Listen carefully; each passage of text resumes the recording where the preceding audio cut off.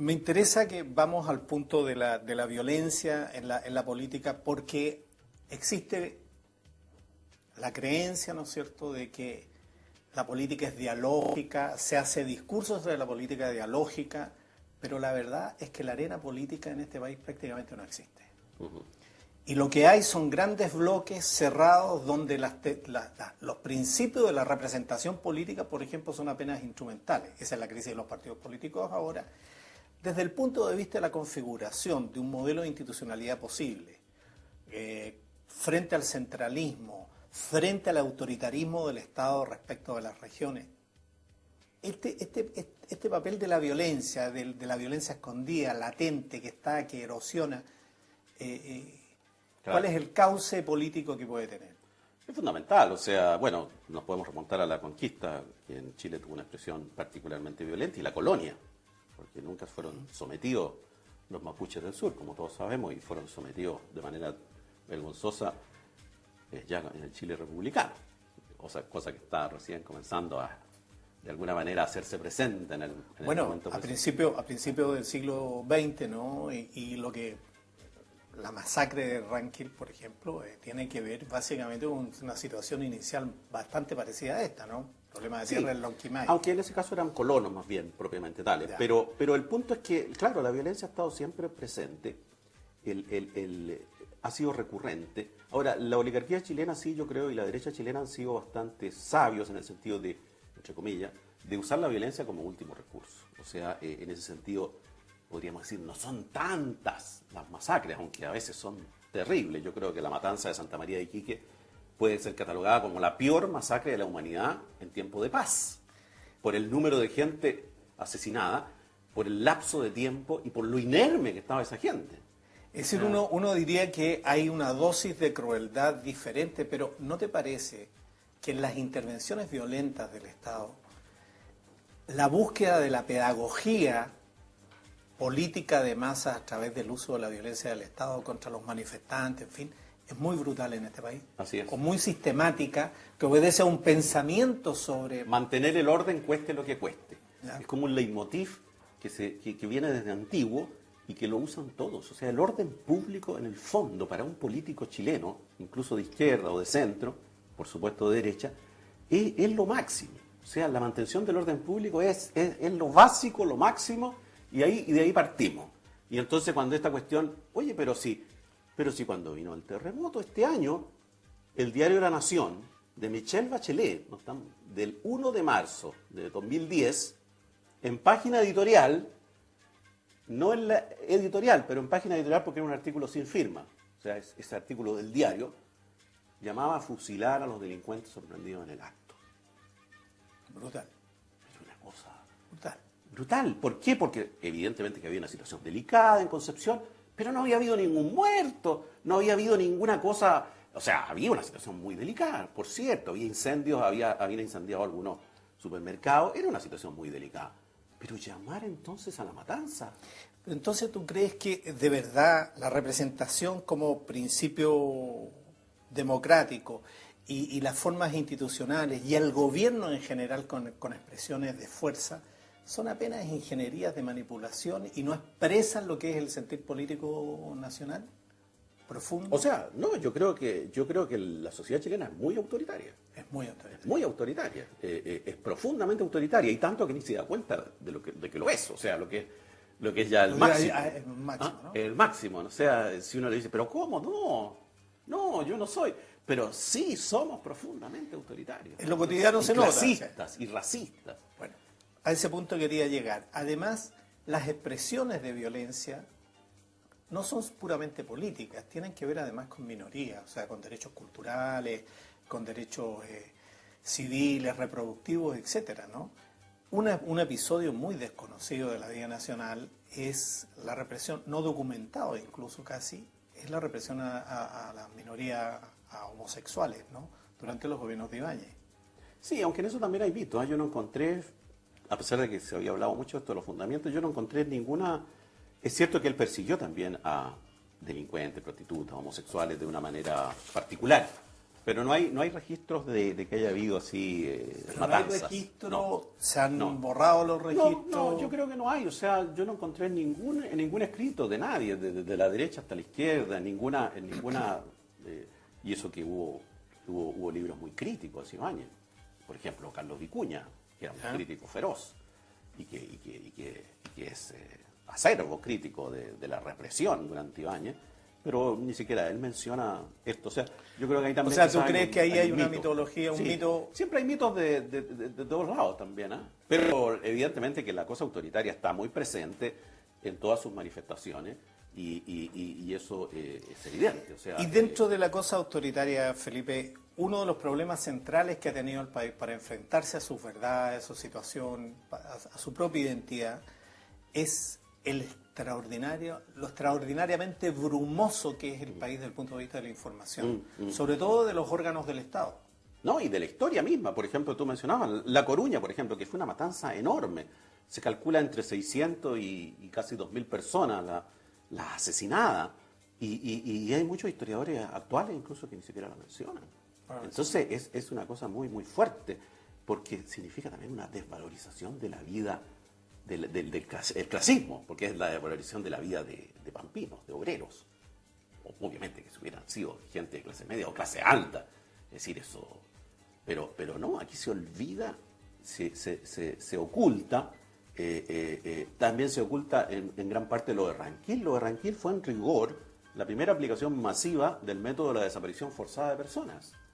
Hubo partes policiales que decían que estaba sofocada la rebelión, es más largo de contar eso, pero hubo una rebelión de colonos, efectivamente, violenta.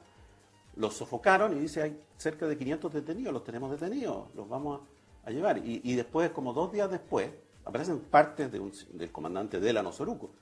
Y 2 días después empiezan a aparecer partes del famoso general Arriagada, que entre paréntesis lleva el nombre del hospital de Carabineros, que era el que dirigió la masacre, donde empieza a decir y aparece en el diario, que muchos se están fugando y suicidando en los ríos. Suicidando en los ríos. Textual. Y otras versiones que se matan entre sí. O sea, por favor. O sea, tenemos precedentes históricos claro, sobre... Claro, y en este caso es concretamente gente que fue detenida, que se reconoció que fue detenida, aunque no se hizo el catastro con nombre y apellido. ¿Y cuántos llegan a Temuco? Que eso, entran 56. Y se habla de entre 400 y 600 que fueron detenidos, de acuerdo a... Hay versiones diferentes. Llegan 56 a Temuco.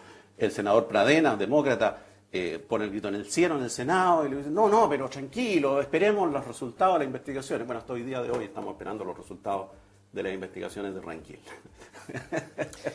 Felipe, ¿tú sientes que tu contribución ha sido a deconstruir una parte de la historia nacional basada en una visión maniqueísta, o por el contrario una aportación sociológica de decir, mire, las cosas no son ni blanco ni negro y tienen razón de irse desarrollando como lo han sido en todos los sectores políticos, porque uno puede leer tus libros no solamente desde el punto de vista de el ejercicio duro desde el Estado autoritario y conservador, sino en general una visión instrumental? Claro, pero yo no soy fatalista.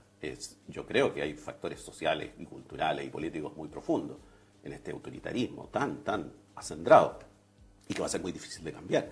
Pero yo no soy fatalista, o sea, y justamente mi intención es de alguna manera enfocar la historia de Chile desde el punto de vista de la evolución de la democracia y del respeto a los derechos humanos. Ahora, algunos dicen, pero es que se está usando categorías del presente. No, bueno, es inevitable, pero por favor, o sea, yo ahí hago salir las voces de época y cómo dentro de la época se cuestionan duramente las cosas que están pasando. Además que esta tesis de que no se puede, de que hay que tener cuidado con la referencia histórica, bueno, entonces el siglo XXIII vamos a justificar que digan algunos, no, pero no podemos juzgar a Hitler, ni a Pinochet, ni a Stalin con los criterios de ahora, como diciendo, pobres bárbaros del siglo XX, apenas tenían criterios morales. No, o sea, yo creo que en ese sentido hay un gran mito también. Hay una gran falacia de los que quieren historizar todo desde el punto de vista de entenderlo solo a la luz de ese momento. Porque incluso, si uno lee a Bartolomé de las Casas, los cuestionamientos morales a la conquista española difícilmente son reproducibles ahora por un historiador desapasionado. O sea, era mucho más vibrante el cuestionamiento a la criminalidad de la conquista española por un Bartolomé de las Casas en ese mismo momento. Ahora llama la atención lo siguiente, ¿no?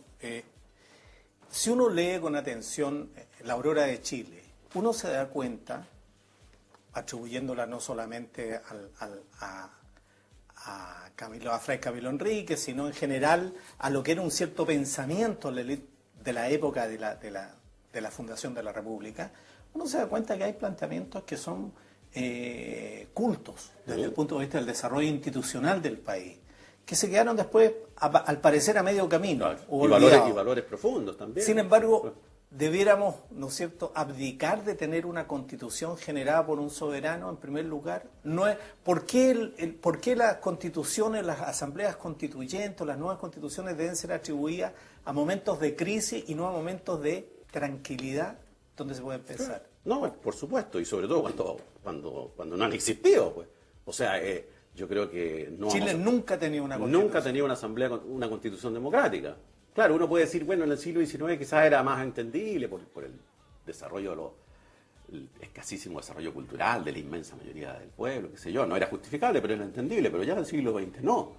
Y de hecho, hasta el día de hoy no la tenemos. Y yo creo que en ese sentido hay un déficit enorme. O sea, mientras no tengamos, por lo menos, una asamblea constituyente que genere una constitución democrática, es decir, no podemos aspirarnos a llamarnos democracia. Ahora, yo estoy de acuerdo que el liderazgo de la concertación ha tenido un marketing maravilloso. Como siempre, además, los chilenos siempre hemos tenido un excelente marketing. Y en ese sentido, claro, han podido, bueno, y además intereses económicos internacionales han querido convencerse. Pero en este preciso espacio, además el de la Constitución, el presidente Lagos tuvo, no sé, apropiarse de es decir, el cambio de nombre de la Constitución del 80 resultó una cosa un poquito patética. La Constitución del 2005 ya nadie se acuerda, porque es tan grotesco hablar de la Constitución del 2005, como oficialmente se proclamó, que ya ni siquiera Lagos, yo creo, habla de la Constitución del 2005. No, debe darle mucha vergüenza, ¿no? ¿Ah? Claro. Pero una última pregunta que se nos ha pasado volando el tiempo, pero que es tan interesante esta conversación. ¿Tú no piensas que resulta también un poquito patético hablar hoy día de elecciones primarias como fundamento de democracia dentro de los partidos, que cuando no tienen visión sobre el Estado central y sobre estas cosas que hemos estado conversando no están puestas sobre la mesa de los valores democráticos? Claro, yo creo que los actuales partidos de la Concertación y también los demás, pero sobre todo la Concertación, son virtuales dictaduras internas. Ha habido denuncias que ni siquiera saben los medios de comunicación de cómo el Estado de Derecho interno de los partidos es sistemáticamente vulnerado. Se prorrogan las elecciones, se cambian los cuerpos que son los originarios que tienen que elegir, hay acuerdos de cúpula que van modificando las cosas de manera... O sea, no existe Estado de Derecho dentro de los partidos. El Partido Socialista incluso sufrió un virtual golpe de Estado, no sé si te acuerdas cuando salió Marner, en un virtual golpe de Estado. La democracia cristiana está llena de gente que dice que aquí no se respeta para nada el derecho interno. El PPD, elección que hay, los que pierden se van del PPD, o sea, los candidatos a presidente del PPD. Entonces, uno va viendo cómo hay una estructura fáctica tremendamente autoritaria también dentro de esos partidos.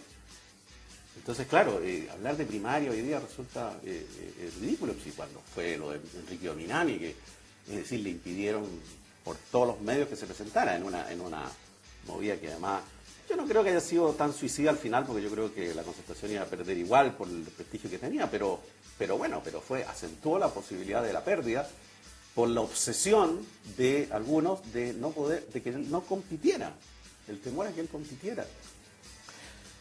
Bueno, pareciera ser de que estamos no solamente frente a una mitología sobre el desarrollo democrático del país que es necesario desnudar, descarnar lo más posible, sino además sobre una mitología de cómo hacer democracia al interior de las organizaciones políticas, ¿no?